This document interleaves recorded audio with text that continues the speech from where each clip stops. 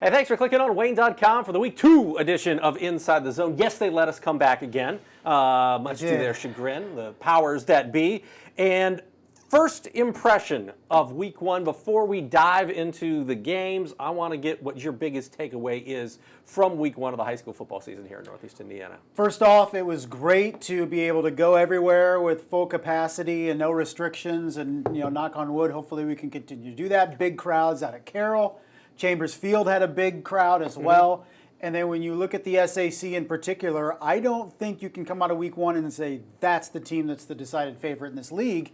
And I think most years we can do that. So I think you're looking at an SAC that you can still make a case for 5, maybe even 6 teams to have a shot to win the belt. Following up on that, who impressed you the most in Week 1, specifically in the SAC? Yeah, well, I think it's Bishop Luers because we felt, or at least I did, going into that game, okay, 2A Luers in the second half is going to get wore down. Their skill position players are great, but where are they at in the trenches? And a 6A Carrol team is going to be able to take advantage of that depth in the second half. It was the opposite. Bishop Luers was able to wear down Carrol, putting out long, sustained drives in that second half, handed the ball off to Sir Hale, 5-6 yards a carry. So for Bishop Luers to do that, now it opens up things a little bit and say, okay, if they did that against one 6A opponent, they are perfectly capable of doing it against other 5A, 6A teams that they're going to have to beat to compete for the SAC. Bigger win, Carrol or Luers over Carrol 38-31 or Snyder 34-32 over Northside, the way that played out at the end? I feel it's Snyder. I feel like them wanting to make a statement Week 1 was paramount to the rest of the season for them, not just within that program, but also outside perspective. And the way they pulled it off with Nick Talamentes, who kicked 2 of the worst kicks I've seen in quite some time out of a Snyder kicker. The 48-yard attempt at the end of the first half, which wasn't really all on him. It was just not even close. And then, Bronte Johnson returns it for a touchdown. And then the PAT in the second half that was short, that I initially thought was blocked.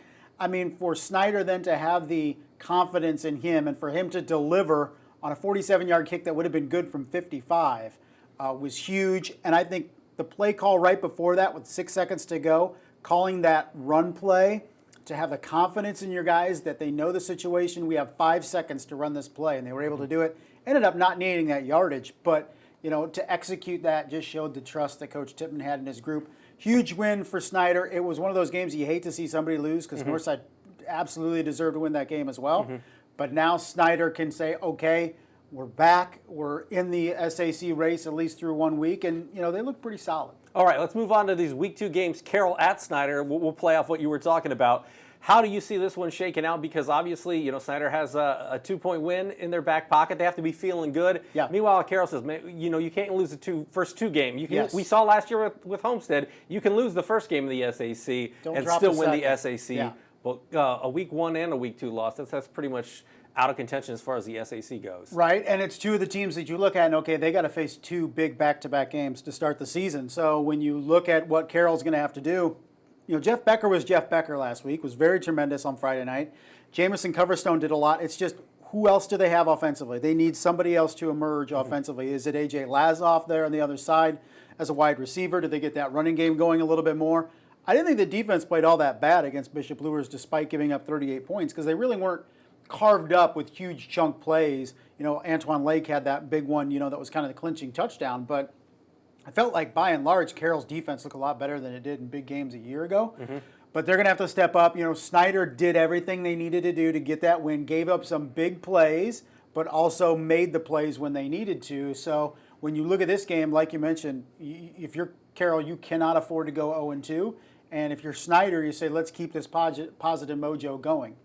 Northside and Bishop Wenger, it's sort of a similar situation. Yes. When you take a look at Northside, it's like, we were so close in Yeah. that Week 1. And we saw last year how good that matchup was in Week 2. If you remember, we were all like, okay, let's I can't wait till these guys go into the playoffs, So Northside's in a similar situation as Carrol, and Wenger is also in a similar situation as Snyder, where they say, maybe we didn't play our best football, but we came out with a win. It was a little closer against Wayne than we thought, but the first quarter there was a real feeling out process for Right. Bishop, Wenger, and then they finally found their mojo. I feel like Bishop, Wenger, and Homestead were both in that same kind of situation. The first half, kind of feeling themselves out, new quarterback, right? Not a lot of new faces up front, and they found their mojo there after halftime. So can Bishop, Wenger keep that rolling, settle in now with some guys, and really go forward? Northside, where is their mindset after it was a devastating loss for them last Friday at home?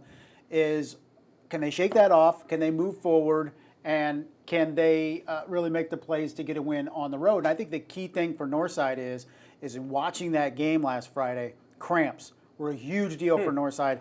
Lost Bronte Johnson at least 3 separate times during that game. Brayshawn Bassett goes out. They had to put the sophomore Donovan Williams in for a little bit at quarterback, and he performed admirably.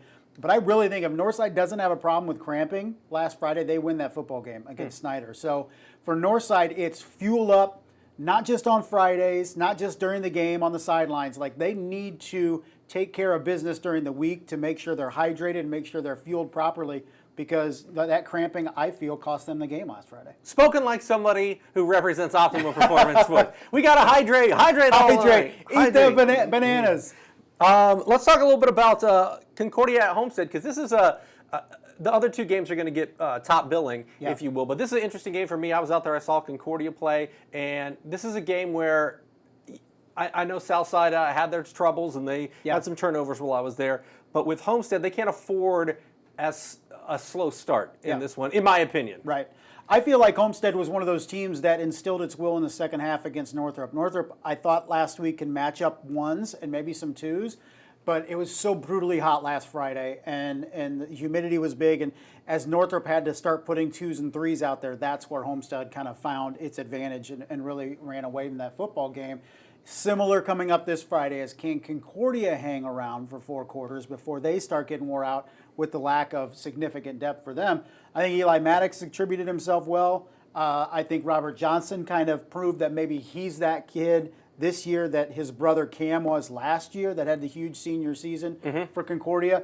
And James Rusher, one of the best defenders in the area that doesn't get a lot of pub. Those guys are going to have to make some plays to hang around against Homestead. Yeah, I saw Rusher scoop up a block punt for a touchdown. He was big play impressive. guy. They were calling his name all over the loudspeaker. He was making plays last Friday. You got Northrop at Southside, Wayne at Bishop Luers. If I'm Bishop Luers, I know that they're going to be favored, but this is a game where you got to watch out for. I think Sherwood Haydock's team, whether it equates to more wins this season, I don't know in the SAC, but I think they're going to be a tougher Friday night matchup than they had been last season. Yeah, I agree. Sean Collins is kind of the centerpiece of that offense, but I think it was Lamarion Moore that had close to 150 yards rushing on Friday. Aiden Meek can make throws at quarterback, so I feel like it's an offense that if you're not ready can burn you. And then even Southside, and I know they get the loss last week to start off the year, but you saw indications out of South that they're going to be a little bit more competitive this year. They have added numbers. They have a freshman team for the first time in a couple years.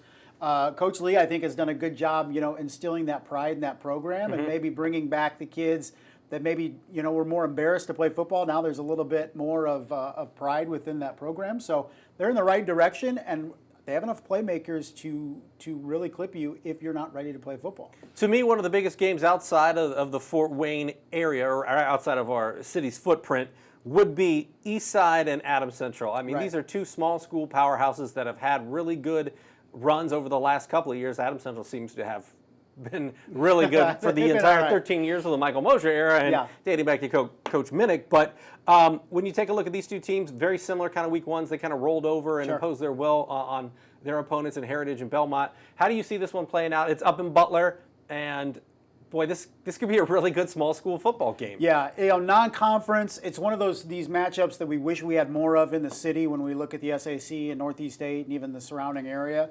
But Eastside took care of business against Heritage, shut them out. Adams Central did the same against Belmont. What I'm fascinated to watch is that Adams Central offense, that run-heavy offense, against an Eastside defense that could they be better than they were a year ago, which is saying something. They only have, I think, 3 opponents scored more than 1 score against them the entire season. So if Eastside's defense can be that good, if not better, then maybe they can afford a bit of a step back offensively. You have Laban Davis and Gavin Wallace and Dax Holman, but up front they're kind of mixing in some new guys. So I'm interested to see how Alex Curry, Blake Hirely, and the rest of those guys on Adams Central match up against Eastside's defense. And it's strength against strength, and two of the proverbial favorites. I think when you look at the ACAC, you feel Adams Central's the favorite there. And you can make a case Eastside is the best team in the NECC, big school or small school. I was just going to say that. I think you could make that argument. Fairfield didn't have the showing that we thought perhaps they would have on Friday night against, what might be a pretty good Goshen team when it's all said and done. But still, first impressions could be very much favoring the Eastside Blazers. Some other big games outside the area, Delta at Columbia City. Yes. I'm interested in seeing the Delta Eagles, being a Muncie native, after they scored 49 in their opener against Muncie Central, against a Columbia City team that played a not great first half, but a very fortuitous second half. They created 6 turnovers.